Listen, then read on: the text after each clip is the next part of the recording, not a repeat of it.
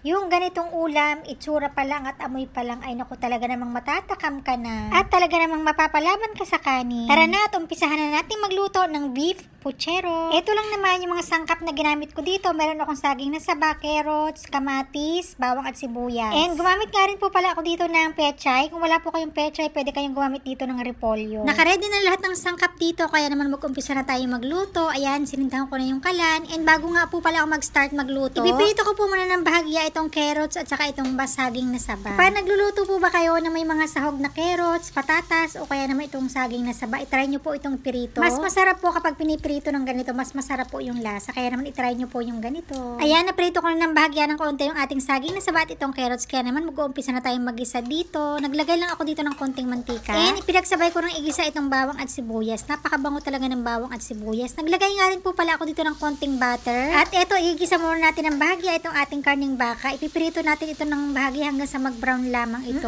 Mas malasa po kasi at mas masarap kapag yung ating gagamitin mga karne ay igigisa po natin ng bahagya. Ayan, medyo brown na siya ng kaunti. Kaya naman ilalagay ko na po dito yung napakaraming kamatis. Bali yung nilagay ko nga po palang kamatis dito 6 na piraso o 5, mga ganyan. Kaya ko po isinama na dito yung kamatis dito sa ating pagigisa para po yung kamatis natin ay maluto po ito ng malala. Para naman po syempre kapag lutong-luto yung ating kamatis, hindi po ito madaling mapanis. Ayan, ang tambango talaga nito habang ginigisa ko. Habang pinapalambot ko po itong beef, ayan, naglagay na po ako dito ng konting patis at naglagay na po ako dito ng 2 tasa ng tubig. Ayan, pinakuluban ko po muna ito para palambutin po yung ating beef. Ayan po, para mas malasa, naglagay na nga rin po pala ako dito ng beef cubes. Dinakuluban ko na rin po agad ito para syempre mas mabilis maluto. Ayan, naglagay na nga rin po pala ako dito ng mga 3 kutsara ng tomato paste or tomato sauce. At dito nga po medyo malambot na yung ating beef, medyo nag-reduce na rin po yung sabaw, kaya naman inilagay ko na rin po dito yung aking pinaritong carrots. Inuuna ko pong ilagay dito yung carrots kasi medyo matigas pa rin po ito ng konti. Tinimplahan ko na nga rin po pala ito ng konting black pepper. Ayan, kung mapapansin nyo. Etong sauce nito ay talaga namang ulam na. Ayan, dahil malambot na nga po yung ating beef, inilagay ko na rin po dito yung repolyo. Pagkatapos hinaan ko na rin po yung apoy dito at inilagay ko na rin po itong mga pinaritong saging. Bali po, 1 minuto ko lang po itong pinakulo. Ayan, at luto na po yung ating ulam. Kaya naman agad-agad na po ako dito nagsandok sa mangkok. At naku naman, tingnan nyo, sauce na sauce pa lang nito ay talaga namang ulam na sa kanin. Kaya naman po minsan masarap din po magluto ng mga ganitong klaseng ulam. Medyo pricey nga lang din po yung presyo ng baka, pero pwede naman po kayong gumamit dito ng baboy. Kung ano lang po yung afford nyo, ay pwede nyo po itong gawin sa inyong puchero. At ayan na nga po, habang mainit pa yung ating kanin, sandokin na natin. Huwag lang nating patagalin. Dahil talaga naman, kapag ganito talaga yung ulam, talaga namang mapapalaban ka sa kanin. At ito na nga po mga mamsi, kain na po tayo. Kumuha ka na rin po ng pagkain mo at sabayin nyo na po ang kumain. Sauce.